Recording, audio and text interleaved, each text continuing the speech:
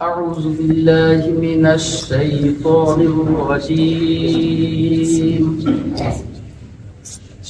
بسم الله الرحمن الرحيم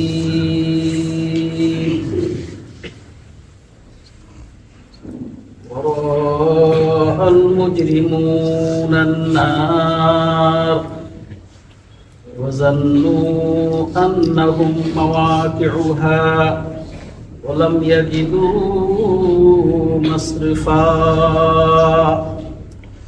صدق الله العظيم। আমরা বলি সকলে আল্লাহুম্মা আজিরনি মিনান নার। আজকের যে আয়াতটা অল্প সময় আমরা একটু লক্ষ্য করি। আমরা কোরআন নিয়ে পড়ছি। কোরআন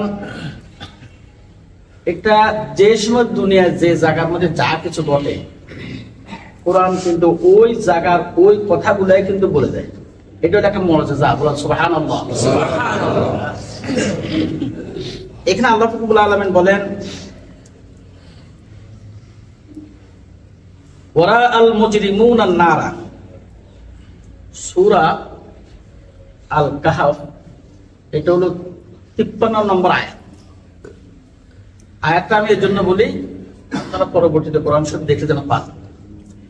ওরা আল মুজরিমুন, যখন অপরাধীরা দেখবে আল্লাহরা জাহান্নাম সামনে, ফাজান্নু, নিশ্চিত হয়ে যাবে, আন্নাহুম, তারা নিশ্চিত হবে যে জাহান্নাম, মাওয়াকিউহা, তাদের স্থান আর কোন জায়গায় নাই, কোন জায়গা নাই, ঢুকতেই হবে। লাম ইয়াজিদু আনহা মাসরাফা, একটি মাত্র জায়গা তাদের জন্য জাহান্নাম, আর কোন রাস্তা নাই। তখন তারা আফসোস করে বলবে, এটাই কিন্তু আছে আবার একই সূরার মধ্যে সূরা কাহফের 49 নম্বর আয়াত, 49 নম্বর আয়াত দেখবেন আপনারা। জাহান্নামের ভয়াবহতা কিন্তু এগুলা। আল্লাহ বলেন ওয়া উযিআল কিতাবু ফাতারাল মুজরিমিনা মুশফিকিন, মানুষ যখন মারা যায় আল্লাহ উপস্থাপন করে তারা আমলগুলা, তারা বলবে, আফসোস করে বলবে, উযিআল কিতাবু ফাতারাল মুজরিমিনা মুশফিকিনা মিম্মা ফীহি ইয়াকুলুনা ইয়া ওয়াইলাতানা মা লিহাযাল কিতাব লা ইউগাদিরু সগীরাতান ওয়ালা কাবীরাতান ইল্লা আহসাহা। হায় আফসোস, গোপনে গোপনে কেউ জানে না, আমি অন্তরে পরিকল্পনা করছি এবং ইসলামের ক্ষতি করার জন্য যে পরিকল্পনা করছি আমার অন্তর্বিহিত ছিল, দুনিয়ার আর কেউ জানে না। লক্ষ্য রাখেন, অনেক সময় মানুষ একসাথে শুয়ে রয়েছে, ব্রেনের মধ্যে কল্পনা করছে যে আমার সাথে যে লোকটা আছে পয়সা হলে একে মেরে ফেলবো, কিন্তু বাকিগুলো জানে না, খবর জানে না, কেউ জানে না। এটা জানে কে? আল্লাহ। দেখেন আল্লাহ বলে, তখন তারা বলবে যে অপরাধী হয়ে যাবে, জাহান্নাম দেখবে, আর কোন রাস্তা নাই। ইয়াকুলুনা ইয়া ওয়াইলাতানা, আফসোস করে বলে, হায় ওয়াইল, হায় আমার জীবন তো ধ্বংস হয়ে গেছে। এটা হাযাল কিতাব, এটা কেমন কিতাব, ফাতারাল মুজরিমিনা মুশফিকিনা, তারা চোখের পানি ফেলাইয়া ভয়ে তারা কাঁদবে এবং আফসোস করবে। মিম্মা ফীহি ইয়াকুলুনা ইয়া ওয়াইলাতানা মা লিহাযাল কিতাব, এটা কেমন কিতাব, সগীরাতান ওয়ালা কাবীরাতান ইউগাদিরু, বাদ যায় নাই, ছোট হোক বড় হোক, যা কিছু করছি আমার তো একটা অপরাধও বাদ যায় নাই। তাহলে আমরা গোপনে হোক প্রকাশ্য হোক আল্লাহর বিরুদ্ধে কোনো কথা বলতে পারবো না। আবার আপনি মনে করেন এক ময়দান দিয়ে হাইটে যাচ্ছেন, একটা বড় অথবা আম খাচ্ছেন, কথা বুঝেন। সূরা লোকমান মধ্যে এটা সুন্দর করে আছে। লোকমান আলাইহিস সালাম তার ছেলেদেরকে নির্দেশ দিলেন, পাথরের ভিতরে যদি জাররা পরিমাণ তুমি নেক আমল করো, এটাও কিন্তু কিয়ামতের দিন আল্লাহ তোমার আয়নার ওজন করবে। এখানের মধ্যে মনে করেন আপনি একটা বড় খাচ্ছেন, যাচ্ছেন কোথায়, রাস্তার মধ্যে মরুভূমিতে, এটা তো ফেলে দিবেন, ময়লা ফেলে দিবেন না? অথবা একটা আম খাচ্ছেন, আমের আটকে আমটা ফেলে দিবেন। কিন্তু আপনি যদি মনে করেন এই মরুভূমিতে জীবনে যদি কেউ না আসে, হয়তো আমার মতো একজন লোক হয়তো রাস্তা না চিনে হোক যাবে, আমার এই বীজটা আমি ফেলে দিচ্ছি, আমি এক জায়গায় রাখি, যদি একটা গাছ উঠে হয়তো কোনো জীবজন্তুর উপকারে আসবে। যদি আপনি নিয়তে আপনার ফালেন না জিনিসটা, যদি আপনার নিয়তে যদি মানব কল্যাণের জন্য আপনি এই কাজটা করে থাকেন, আল্লাহ বলেন ওই সওয়াবটা আমি মরুভূমি থেকে আয়না ওজন করবো। সুবহানাল্লাহ। আমরা অবহেলা অনেক অর্থ সম্পদ নষ্ট করে দিই না? যে ফেলে দিবেন ব্যবহার করে শেষ, ওই জিনিসটাও যদি আপনার নিয়তে থাকে যে আমার এই জিনিসটা দিয়ে একটা লোক উপকৃত হবে, ওই নিয়তের কারণে দুনিয়ার কেউ জানে না, এটা জানে কে? আল্লাহ। আল্লাহ এটা সব আপনার ওজন করবে। এই জন্য বলেন যখন জাহান্নাম চোখের সামনে চলে আসবে, এখান থেকে উঠার আর কোনো রাস্তা নাই, তখন তারা আফসোস করে বলবে হায় আফসোস, ওয়াইল মানে আমার জীবন তো ধ্বংস হয়ে গেল। লা ইউগাদিরু সগীরাতান, এটা কেমন কিতাব, বাদ যায় নাই। লা ইউগাদিরু বাদ যায় নাই, লেখার বাদ নাই। ওলা কাবিরাতান, ছোট করছি বড় করছি, ইল্লা আহসাহা, সব কিছু রেকর্ড হয়ে গেছে। আপনি যাচ্ছেন, এখানে আমরা সবাই বসে রয়েছি, তাই না? এখন একজন একটা কাজ করছেন, আমরা কেউ দেখি নাই, কিন্তু ক্যামেরা ফিট করা আছে। পরবর্তীতে আস্তে আস্তে যদি টানে সুন্দর করে দেখে যে কে কি কাজ করছে, কার লক্ষ্য কোন দিকে, কে হাত দিয়ে ইশারা দিচ্ছে, কে চোখ নিচে দিয়ে কাজ চোখ উপরের দিকে, ধরা পড়ে না? ধরা পড়ে কিনা? এখানে আল্লাহ বলেন আহসাহা, যে জীবনে যা কিছু করছে সব কিছু কি করে রাখছে, রেকর্ড করে রাখছে। ওয়াজাদু মা আমিলু হাজিরান, যা কিছু আমল করছে জীবনে যা কিছু করছে সব কিছু উপস্থিত হয়ে যাবে। ওয়ালা ইউজলিমু রাব্বুকা আহাদা, আল্লাহ কিন্তু কারো প্রতি কোনো জুলুম করবে না। আমরা কিন্তু পাঁচটা কারণে আল্লাহ আমাদেরকে পরীক্ষা করে। ওয়ালা নাবলু আন্নাকুম বিশাইইন মিনাল খাউফি ওয়াল জু'i ওয়া নাকসিন মিনাল আমওয়ালি ওয়াল আনফুসি ওয়াস সামারাত। আমি একটা কথা বলি, শক্তি একটা হলো কি, বিশাইইন মিনাল খাউফ, একটা শক্তি দিয়ে আপনাকে আমাকে আল্লাহ পরীক্ষা করেন, শক্তি দিলেন, এই শক্তিটা আপনি কোন কাজে লাগাইলেন। এই ব্যাপারে যাইতে হলে আপনি সূরা নিসার ৭৯ নম্বর আয়াত ৭-৯ এটা যাইতে হবে। ওয়া আরসালনাকা লিন-নাসি রাসূলা, আল্লাহ বলেন হে রাসূল আমি তোমাকে মানব জাতির জন্য পাঠালাম। মানব জাতি কারা? আমরা। রাসূল কার জন্য আসছে? আমাদের জন্য আসছে, বিশ্ববাসীর জন্য আসছে। আল্লাহ বলেন ওয়া আরসালনাকা, আমি আল্লাহ আপনাকে পাঠালাম লিন-নাস, নাস অর্থ কি? মানুষ, আমাদের জন্য পাঠালেন। ওয়া কাফা বিল্লাহি শাহিদা, এবং আপনি যে রসুল এটা আমি আল্লাহ সাক্ষীর জন্য যথেষ্ট। এটা কেন বললেন? আল্লাহ রসুল যখন মদিনার থেকে মক্কা আসলেন উমরা করার জন্য, প্রতিমধ্যে তারা বাধা সৃষ্টি হয়েছিল কিনা? ওই জায়গাটার নাম কি? হুদায়বিয়া। হুদায়বিয়ার মধ্যে কাফেরদের সাথে একটা চুক্তি হয়েছে। আল্লাহ রসুল হযরত আলী রাদিয়াল্লাহু তাআলা লিখছেন, লেখার পরে ইসলামের পক্ষে আল্লাহ রসুল মুহাম্মদ সাল্লাল্লাহু আলাইহি সাল্লাম লিখছে। তারা বলে আমরা মুহাম্মদ সাল্লাল্লাহু আলাইহি সাল্লাম রসুল হিসেবে আমরা মানি না। তারা কি কইছে? রসুল হিসেবে মানি না।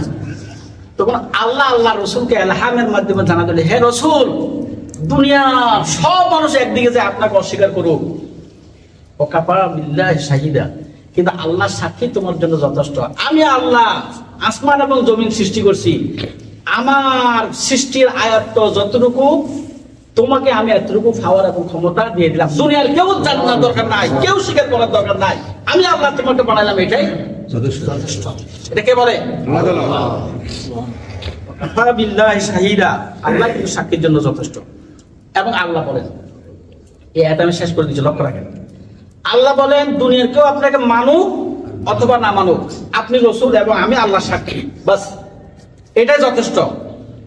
এখন আল্লাহ বলেন সূরা কাহাফের ২৭ নম্বর আয়াত। কত নম্বর আয়াত? আমরা যে কোরআন বাদ দিয়ে দিই, কোরআন ইয়ে হলে গা জ্বালা শুরু হয়ে যায়।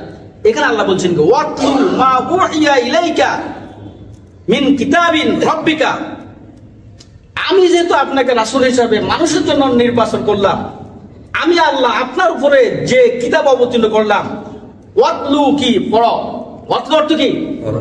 পড়ো। ইকরা অর্থ পড়ো, ওয়াতলু মানে তেলাওয়াত করো, তেলাওয়াত করো, ওয়াতলু তেলাওয়াতটা সবসময় চলে। ওয়াতলু মা উহিয়া ইলাইকা, আপনার প্রতি যা অবতীর্ণ করলাম, ওহী হিসেবে অবতীর্ণ করলাম, মিন কিতাবিন, এই কিতাবের মধ্যে, এই কিতাব মানে কোরআন, রাব্বিকা কোথা থেকে আসছে? না আল্লাহর পক্ষ থেকে আসছে। লা মুবাদদিলা লিকালিমাতিহি, পৃথিবীর এমন কোন ব্যক্তির শক্তি নাই আমার এটাকে পড়াটাকে বন্ধ করা। সুবহানাল্লাহ। তাহলে আল্লাহ বলছেন আমি আপনাকে রাসূল হিসেবে মানব জাতির জন্য প্রেরণ করছি, আমি আপনার প্রতি কোরআন অবতীর্ণ করলাম। ইবাদতের মধ্যে সবচেয়ে আসমানের নিচে জমিনের উপরে যতগুলো কিতাব আছে সবচেয়ে উত্তম হলো কোরআন তেলাওয়াত, হলো সবচেয়ে বড় ইবাদত। আল্লাহ বলেন লা মুবাদদিলা লিকালিমাতিহি, আমার এই কথাটা, আমার ইবাদত শ্রেষ্ঠ ইবাদত, এটাকে পরিবর্তন করার ক্ষমতা জমিনের উপরে আর কারো নাই। তাহলে আমরা সব দিকে সময় ফালা দিতে পারি। কত সময় আমাদের গপ্পর মধ্যে জায়গা, কত সময় ঘুমের মধ্যে জায়গা, কত সময় মধ্যে খাওয়ার মধ্যে জায়গা, কত সময় ফালতু জায়গা।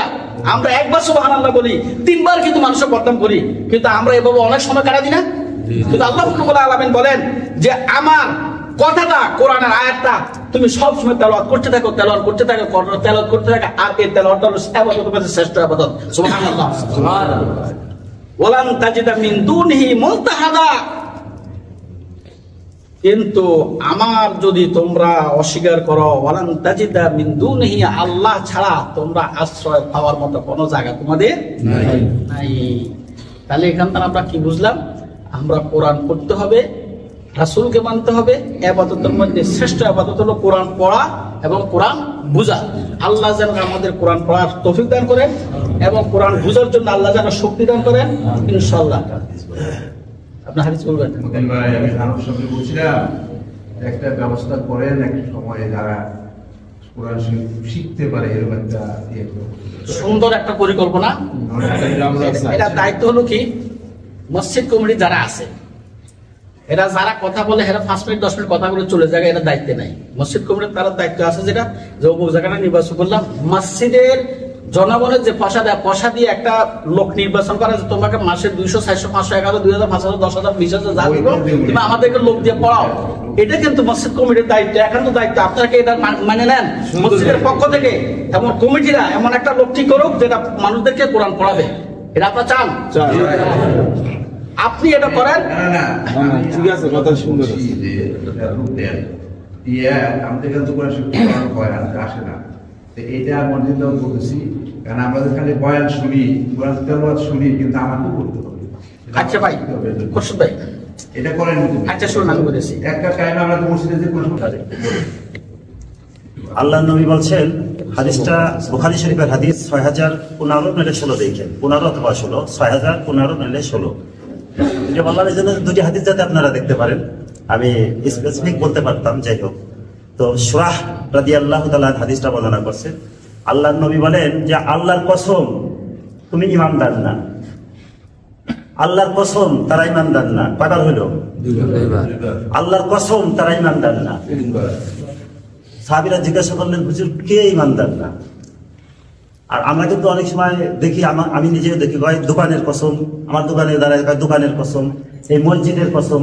আর আল্লাহ নবী কিসের কসম করলেন? আল্লাহর কসম। তার মানে এখানে একটা মাসলা হলো যে আল্লাহর কসম ছাড়া কারো কসম করা যাবে না। তো আল্লাহ নবী 3 বার বললেন যে আল্লাহর কসম তারা ঈমানদার না, আল্লাহর কসম তারা ঈমানদার না, আল্লাহর কসম তারা ঈমানদার না। কিলা ইয়া রাসূলুল্লাহ ওয়া মান? তখন সাহাবীরা জিজ্ঞাসা করলেন যে কে? তারা এই 3 বার এত গুরুত্ব দিয়ে বললেন তারা ঈমানদার। আল্লাহ নবী বললেন যে যার প্রতিবেশী তার উপর সন্তুষ্ট না, যার প্রতিবেশী তার উপর সন্তুষ্ট না, সে কি না? ঈমানদার না। যেহেতু একটা হাদিস বলতে চাইছি এই জন্য আর বাড়ালাম না। তো আপনারা যারা বিজয় দিবস পালন করেন আর যারা ঠকছে তারা তো সন্তুষ্ট আপনাদের উপর। আপনারা সারা রাত গান বাজাইছেন, তারা সন্তুষ্ট না? আল্লাহ আমাদেরকে বোঝার তৌফিক দান করুন। আমিন। اللهم آمين. اللهم أنت السلام ومنك السلام، تباركت يا ذا الجلال والإكرام. ربنا آتنا في الدنيا حسنة وفي الآخرة حسنة وقنا عذاب النار. اللهم رب ارحمهما كما ربياني صغيرا. يا بلادي يا بلادي أنت عندي أجمل البلاد. হে আমার দেশ, হে আমার জাতি, পৃথিবীর যতগুলা দেশ আছে আল্লাহ আমি আমার দেশকেই ভালোবাসি। ইয়া বিলাদি আনতা ইনদি আজমালুল বুলদান। পৃথিবীর যতগুলো দেশ আছে আমার দেশটাই আমার কাছে সবচেয়ে সুন্দর। ইয়া আল্লাহ, এই সুন্দর দেশকে রক্ষা করার জন্য, সুন্দর দেশকে স্বাধীন করার জন্য যারা আল্লাহ তোমার রাস্তায় শহীদ হয়ে গেলেন, ইয়া আল্লাহ যারা দেশ রক্ষা করার জন্য আল্লাহ ইয়া আল্লাহ দেশের শত্রুদের সাথে লড়াই করে যারা জীবন দিয়ে দিয়ে আমাদেরকে শান্তিতে রাখার জন্য চেষ্টা করে গেলেন আল্লাহ, ওই সমস্ত দেশ প্রিয় শহীদদেরকে আল্লাহ তুমি জান্নাত নসিব করে দাও আল্লাহ। ইয়া আল্লাহ আল্লাহ আমরা যেন আমাদের দেশকে রক্ষার জন্য যা কিছু করতে হয় সমস্ত কিছুকে শক্তিকে আমাদের অন্তর্বৃত্তে পৌঁছায় দাও আল্লাহ। ইয়া আল্লাহ দুশমনদের সাথে মোকাবেলায় আল্লাহ আমাদের যা কিছু করতে হয় আল্লাহ সব কিছু শক্তি আমাদেরকে দিয়ে দাও আল্লাহ। ইয়া আল্লাহ বিদেশি ষড়যন্ত্র থেকে আল্লাহ, বিদেশি ষড়যন্ত্র থেকে আল্লাহ, তত্ত্ব সন্ত্রাস থেকে আল্লাহ তুমি আমাদেরকে রক্ষা করো এবং আমাদেরকে হেফাজত করো আল্লাহ। আল্লাহুম্মা রাব্বির হামহুমা কামা রাব্বায়ানি সগীরা কালমা তাইয়্যিবা লা ইলাহা ইল্লাল্লাহ সাল্লাল্লাহু আলাইহি ওয়াসাল্লাম।